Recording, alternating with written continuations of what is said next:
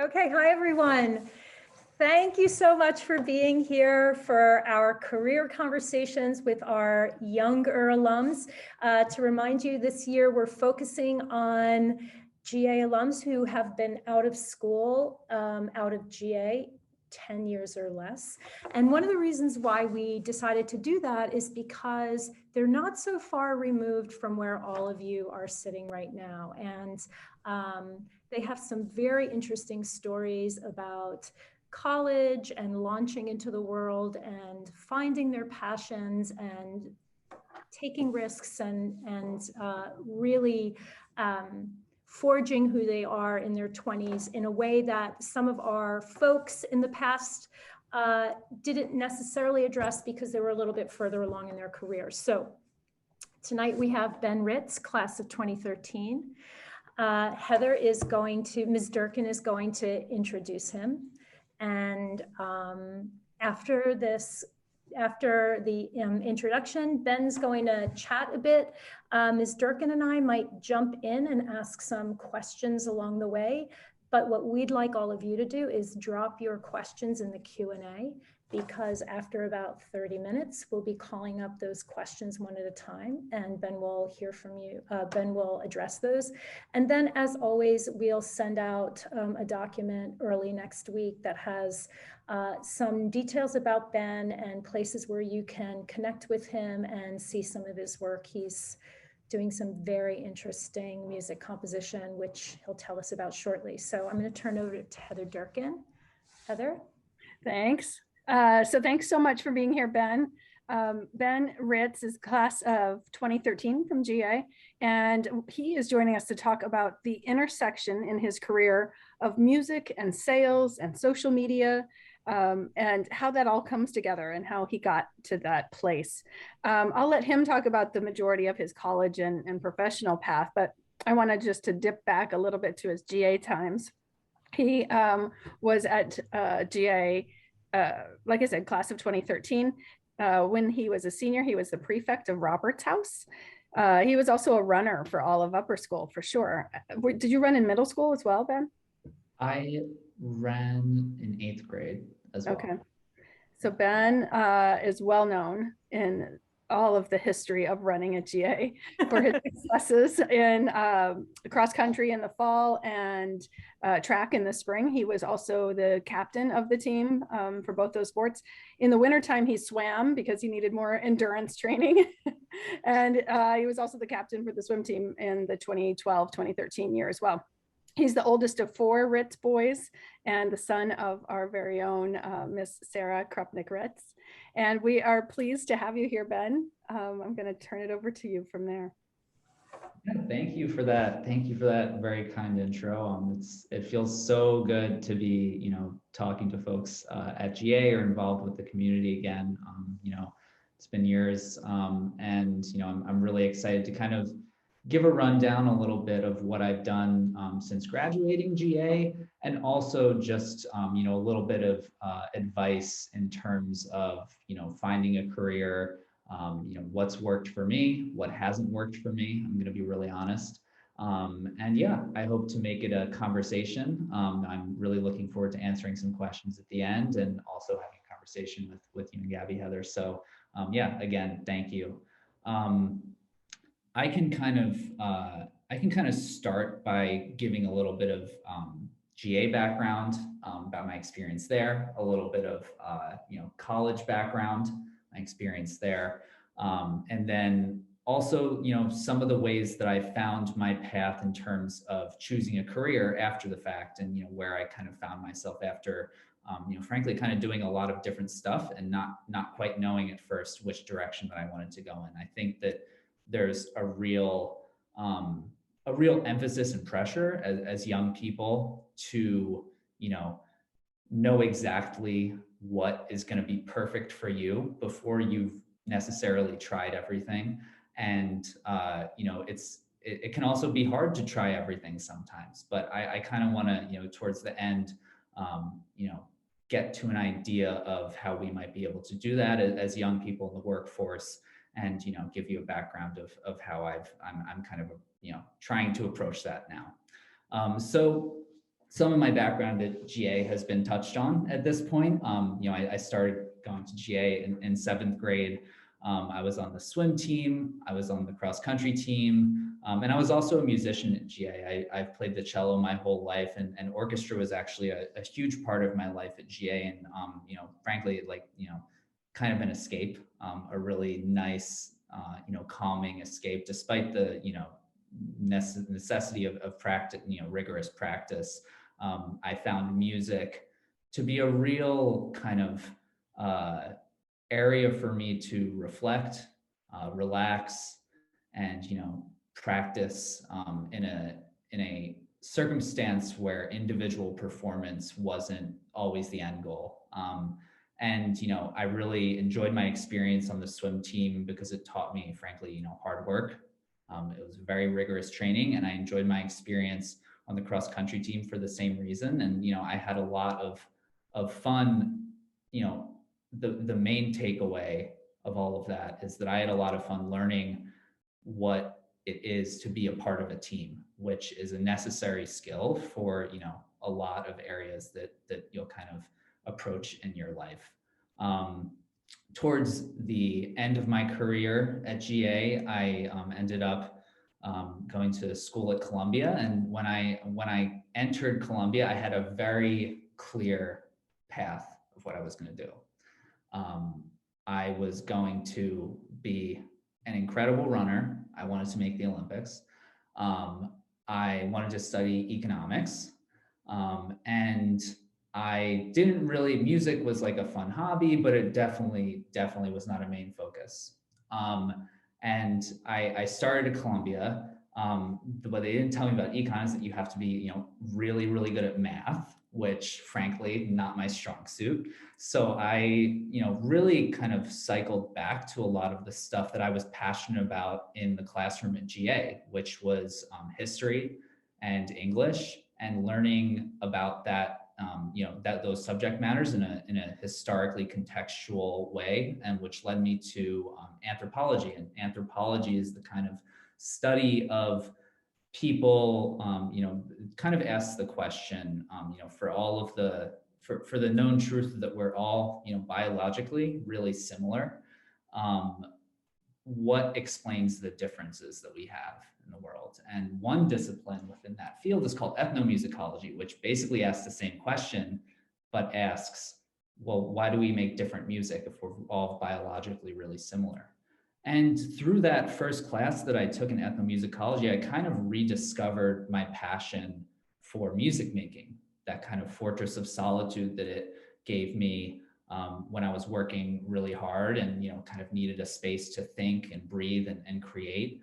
I eventually, throughout college realized that, music was an interesting field, not only creatively for me, but also I thought I would give it a try in terms of shaping a career around that. So not only did I really fall in love with, music making itself, I fell in love with the business of music, and New York was a great place for me to do so because it was at a time when venues were popping up left and right, where legislation allowed it to be the case that nightclubs were a lot, more accessible in terms of opening one and in terms of booking, really, really great artists.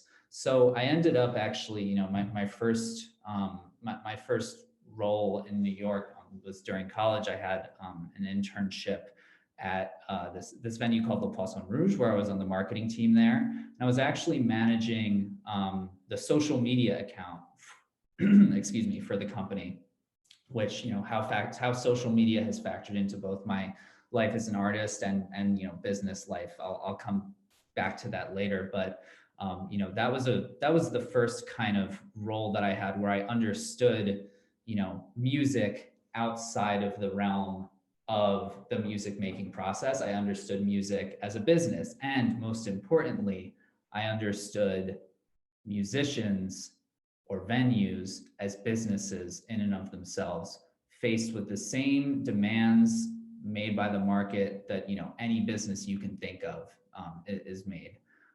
As a young artist, it's really tempting to kind of focus on your craft, which is very, very important, but also, and I'll kind of circle back to this later, it's really important to, understand that you need to be sourcing opportunities the same way that, a business person might source opportunities for, a sales pipeline, which is what I do for my career in part.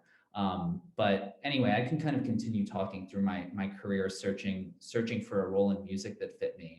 After that kind of social media manager position that I was working at Le Poisson Rouge, I worked at Pop Gun Presents, which is an artist agency that also put on shows, and also at the time was rolling out a venue called Elsewhere, which actually is still operational to this day, and throws, excuse me, throws some really great events and books some great artists. And I was in part responsible for kind of building out their A&R practice, which our A&R stands for Artists and Repertoire. It's the process of sourcing artists from all different backgrounds that fit the kind of overall stylistic viewpoint of the club or of the venue or of the booking agency.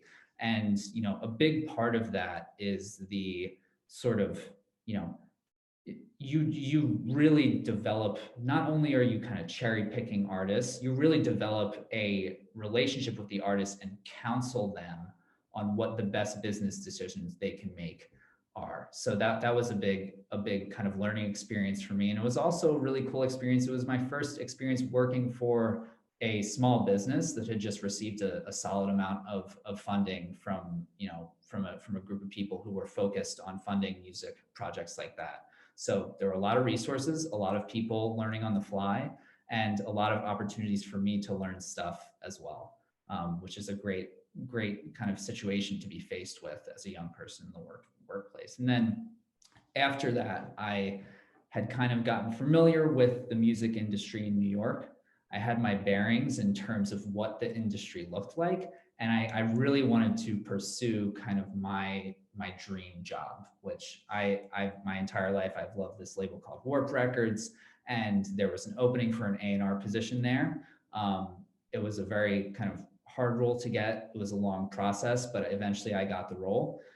And I really enjoyed the role working there. And I think one of the things that I missed, though, was the kind of interpersonal relationships that I had developed with artists, over the years working for smaller businesses. Warp is an independent label, but they're much more focused on the kind of PR side of a musician's career, where one of the things that I really liked at Pop Gun is that, we would throw a show with an artist and then we would, meet with them and really act as an agent or even as a counselor to them, to kind of be like, well, here are some opportunities that we could potentially see as being, good for you, really personal kind of artist management. And so after Warp, and after my first year out of college, I decided to kind of shift back more to the agency side of things, and worked for a jazz and world music booking company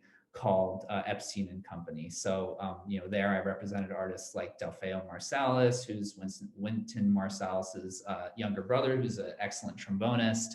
I represented Spanish Harlem Orchestra. I represented a bunch of Kate Edmonds, who's a really great jazz singer, and actually threw a lot of their shows at Le Poisson Rouge. So it was a nice opportunity to kind of see the work that I was doing come back, in this newer role, and kind of come back to that at the venue that, put a lot of that in play for me. So that's sort of a rundown of, my career working in music. And, all along that time, I was really invested in my own career in music. I've, as I mentioned, I've been a cellist my whole life. I still play the cello. It's a lot of the inspiration that I take from cello fuels me in my, current electronic works. And, so along all of that time, I was, really kind of had this idea in my head that the best way to, work as an artist and work on the work that I wanted to do was also have a professional career in the music industry. And for me, what I kind of experienced in the area of my music industry that I was interested in is that it's the ability to move upward is very hard. Roles where you're not necessarily kind of leading the show, there can be a real, frankly, a real budget problem. It's hard for a person, a kind of like ambitious young person to move up quickly in organizations like that. And as such, it can be hard to support yourself as a musician. And it's important to have time as a musician, kind of honing your craft, working on the technical skills and the emotional skills that's required of you to make music. And I found that particularly hard to do while I was also working in a field that was kind of not always the best funded and not always the kind of most conducive to a creative environment, ironically.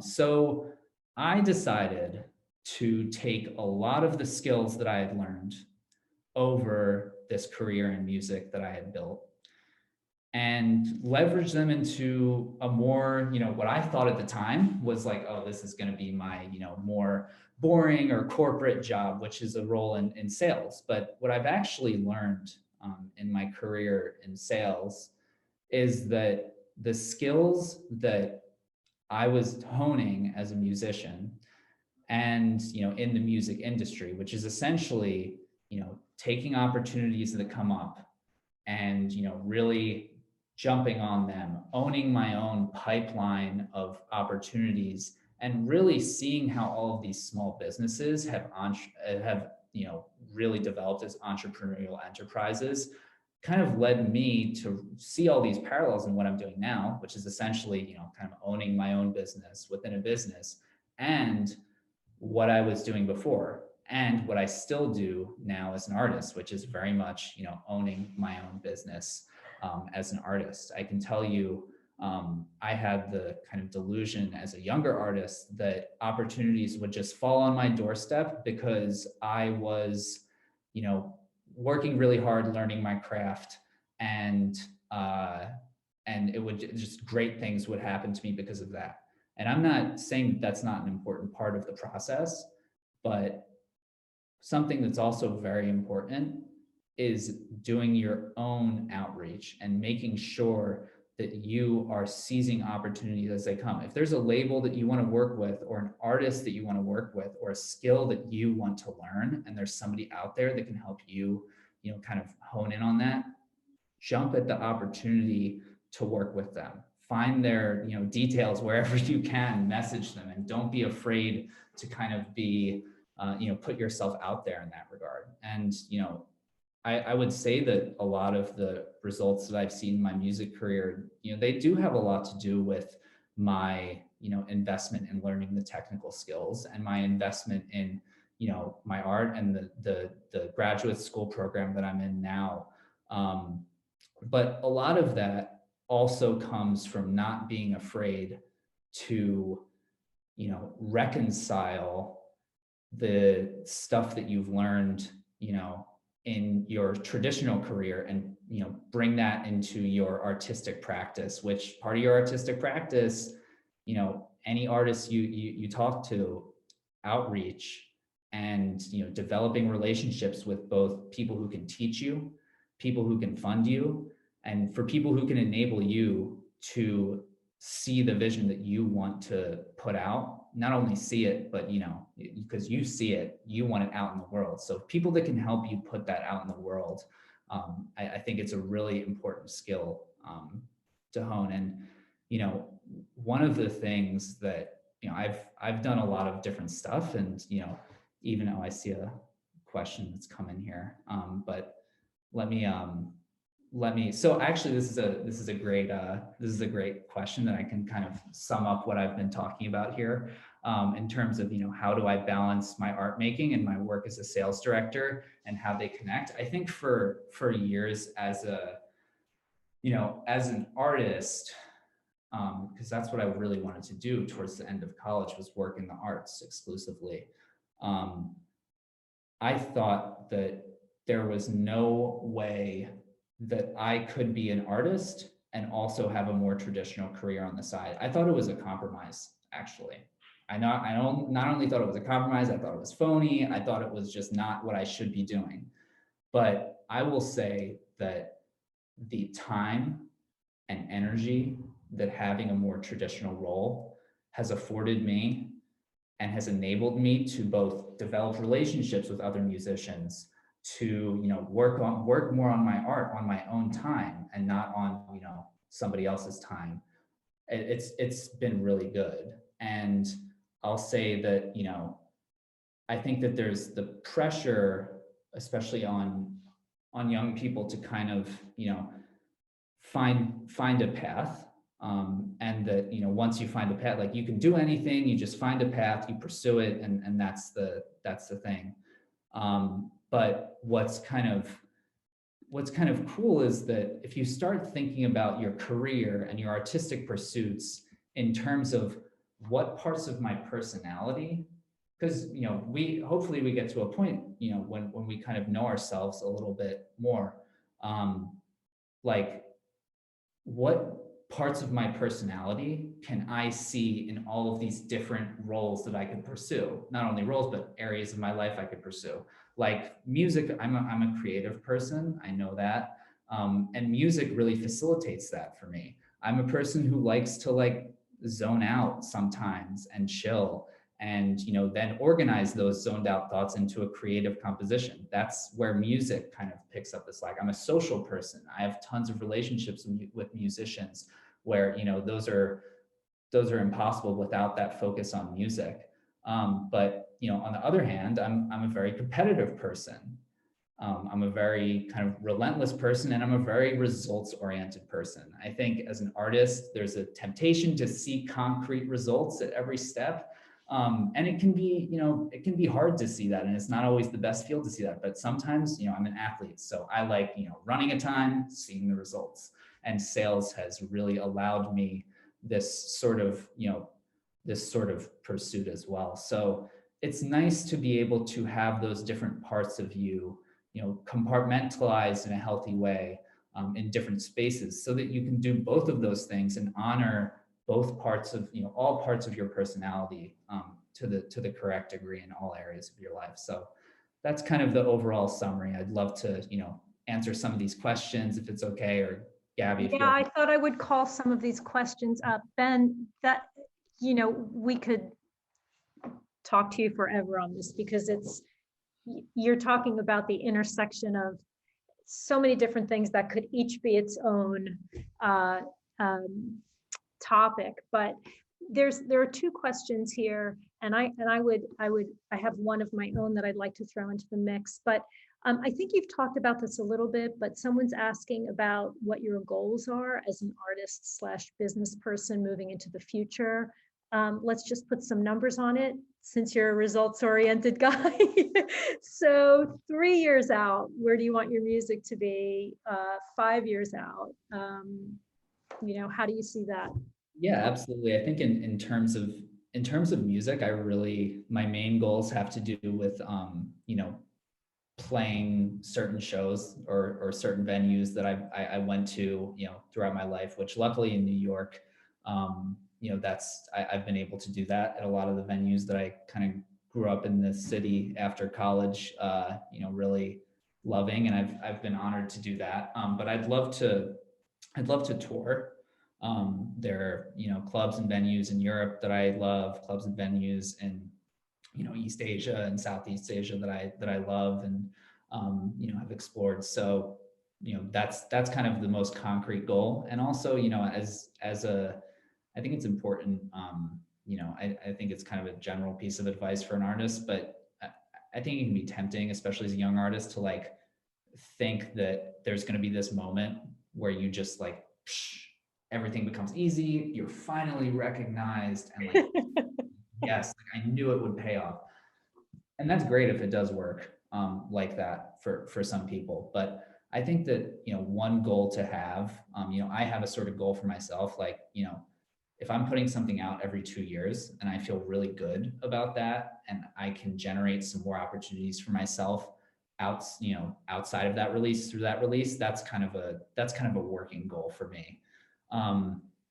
In terms of, my career in sales, there are some very concrete goals that I have, but I can't disclose them outside of the fact that they're very concrete, because, I'm in the office right now. I don't want someone to come in here and storm the door down.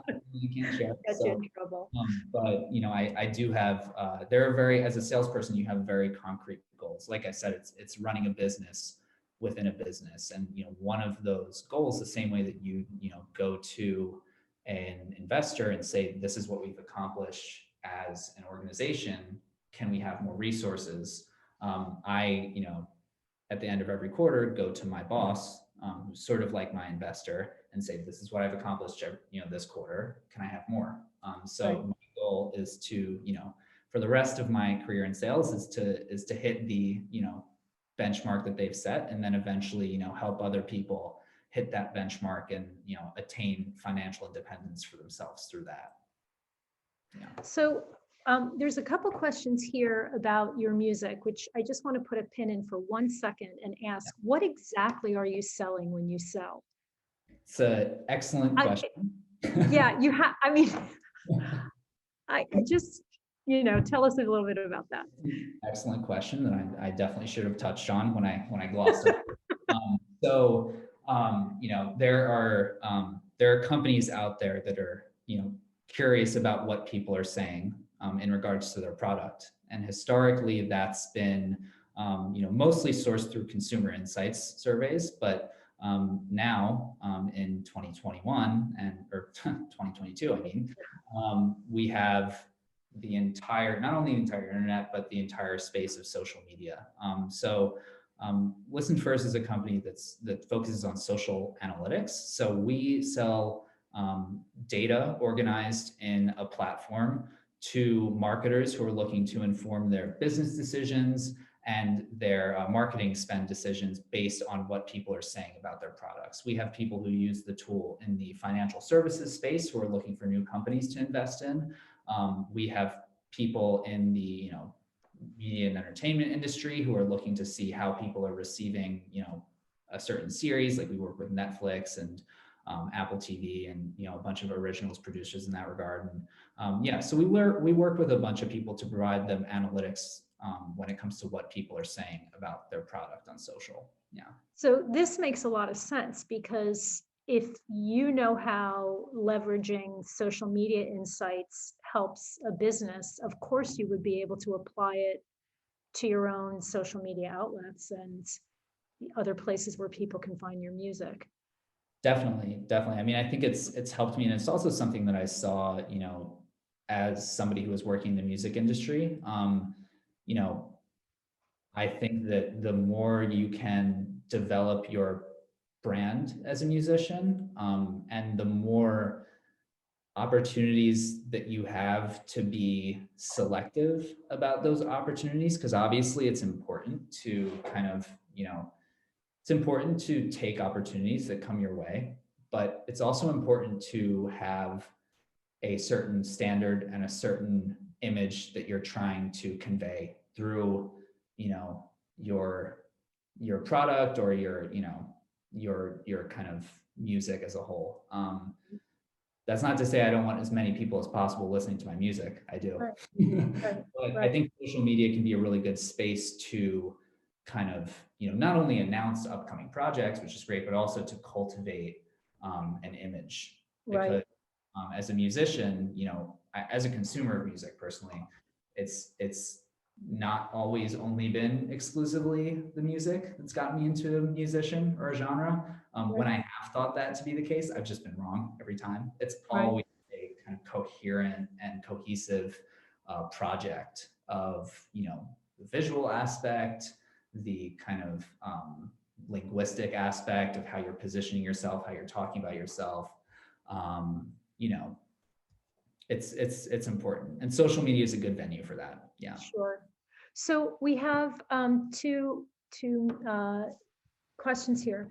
I'm going to take one of them, which is where we can find your music, and you can talk a little bit about that. But oh, here comes Heather. She's opening up at SoundCloud. So if you're on the webinar, you can do a screenshot of Ben's SoundCloud right here. But also, I'm going to be sending you links where you can find Ben's music. But this will give you a chance to sort of listen to it early. And another thing, attending this question was, Ben, what is it like to release music? I think that's sort of an interesting question. It is. I really like that question. It's simultaneously exciting and weird. It's weird because you know, I think as an artist, you have to come to terms with the fact that whatever you think, whatever personal relationships you have with something, and whatever kind of meaning you think something has, when you put that out into the world, you're both making a stand. You're saying, this is what this means, and also completely giving up control over that. You're creating a product, right, for other people to consume, and for other people to kind of inherit in that way and give their own meaning. So that's the kind of weird part about it. Like, I know that I talk with my friends who also release music, and you know, we might show somebody something we just released, and they'll be like, oh my gosh, like that's so, you know, this way, you know, provide some sort of parallel, or, you know, cite something that it reminds them of. And I could just be like, wow, I just never would have thought that. And, you know, it's a really interesting kind of exercise in seeing yourself reflected in the world, which is never actually what you think. Right. It's scary. I mean, yeah. You know, when I talk to my students about getting their work out there, and there's such a vulnerability to it that I just say you might as well start the brave making now, because it's kind of the only way you can have the career, is to sort of build the muscle around tolerance, and of kind of not knowing what to expect, but also hoping that people understand what you're trying to communicate. There's a really good complicated question here that I'd like to end with, so I'm going to wait 1 second to call that one up. How would you describe your music? I'm just curious. Is it a genre bending kind of thing? How would you describe it? I think that it's definitely could be categorized as electronic music. A lot of the music that I'm, you know, inspired by is, you know, music that's been made with drum machines and synthesizers. And, you know, I think that is a broad category. I am definitely a really diverse listener in that regard, but I've really seen the kind of power of, you know, small venues filled with, you know, pumping electronic music, and their kind of the kind of environmental power that has, and the kind of, you know, I'm a very textural kind of artist, I think. My girlfriend, who I, you know, kind of talk to a lot about my musical process, she's very sort of lyrics oriented, and it's very, which we come at it from, you know, very different perspectives, but I garner a lot from her perspective in that regard. And I feel like, you know, that's not necessarily the immediate perspective, you know, that I come from. And, you know, a bunch of my other friends are, you know, write their own lyrics and stuff. And that's not necessarily the perspective that I come from. I'm more trying to set a scene, an environment, a soundtrack, and ambience. But, you know, techno music. Yeah. Well, the second I get off this webinar, I'm going to give a listen to maybe my favorite titled track of all time, which is "Optimism Is Out to Get You." That's actually that's a good one. It's actually not my title. It's it was a compilation that I was featured on. But well, it's a great title. It is a great, yeah. He's that artist is from Zagreb, and I think that's nice. in Croatia. And he's got a really good brand associated with the work. Yeah, that's cool. That's awesome. So we're gonna toss out this last question to you, which is like a complex one. So our anonymous attendee says, it's interesting how you seem to have synthesized your athleticism, your musical self, and your business self. Was that a complex process? And does your background in anthropology inform that work or that process, I guess?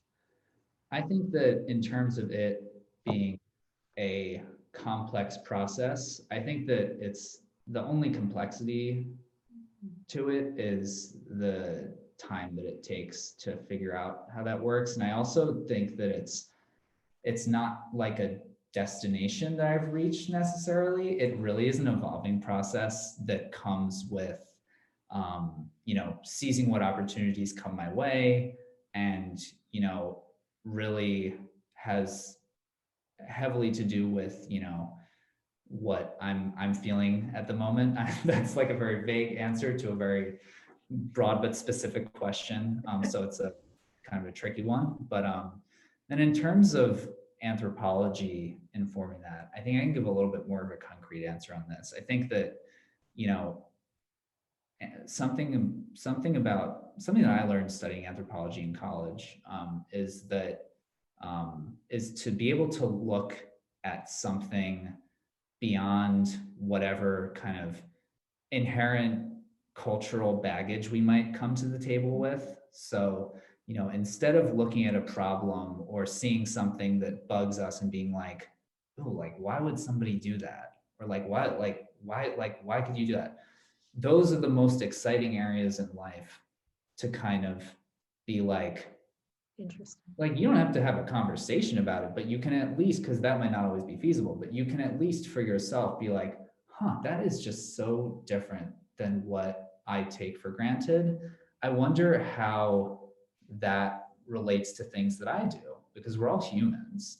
And this one professor that I had who was really impactful had this kind of thing that he would say, and he would say, it's the job of anthropology to make, the familiar seem very unfamiliar and the unfamiliar seem very familiar. And in that sense, with an attitude like that, I think, and with a kind of life practice that's guided by that, it can be harder because not everybody wants to think that way, but it also can be really fulfilling because it can allow you to do what you want and kind of, see the value in many different spaces, right? So Right. do what you want in the sense of if there's something that, like there are situations that I've been in, coming from, a background that had nothing to do with like working in the music industry specifically, where I'd be like,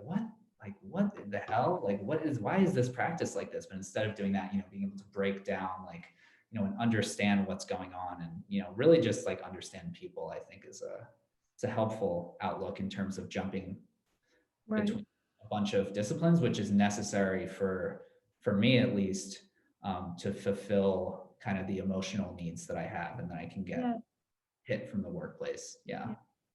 It sounds too like it's a sort of intellectual framework that just allows you to be open in such a way that not only you finding inspiration, but you could also kind of almost patchwork, piecework together certain aspects of what might feel unfamiliar and weave it into your own creative process and sort of make it a richer, more complex undertaking for yourself too. So absolutely, yeah. I think there's really something to be said about, seeing something for its, value in your work as opposed to seeing something, as, that's clouded by your immediate judgment of it. Right. That's we have about 3 minutes left and there is one more question. Oh, it's not a question, it's a comment. It's a comment from Sarah. You could just read that, Ben. Sarah, thank you. Quick question, because I know we have some people on who are young artists, probably thinking about how they're going to get a toehold in getting their work out there. What are some of your recommendations about digital tools and platforms that really have a very low barrier to entry that some of our student musicians would be able to sort of begin to work with right away?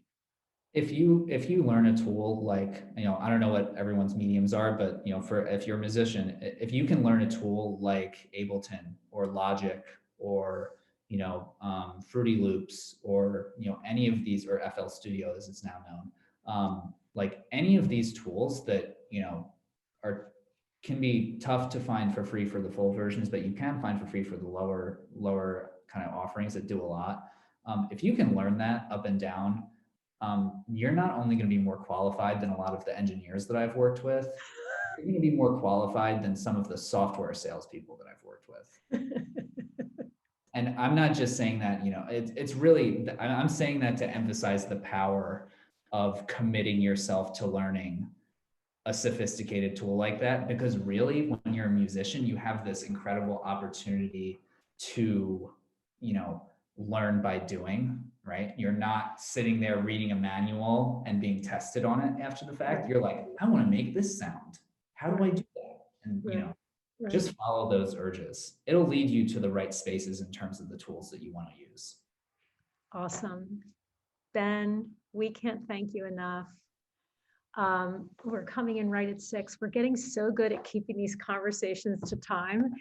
I know you're a super busy guy with a lot on your plate, so it was just awesome of you to spend this time with us. And lots of folks are going to see this video in the coming months. It lives on our other GA folks out there. It lives on our Facebook page, right, Heather, or our YouTube channel? Maybe YouTube channel. YouTube channel. So, Ben, we're going to share with people your email address and where they can find you. And everybody listening, Ben is willing to help you out. So don't be shy, send him a note, and we'll see if we can find you all at home on SoundCloud pretty soon. Absolutely. Okay. Thanks so much, Ben. Ben, thanks a lot for everything. It's really fun. Bye, everybody. Bye. Take care. All right, take care.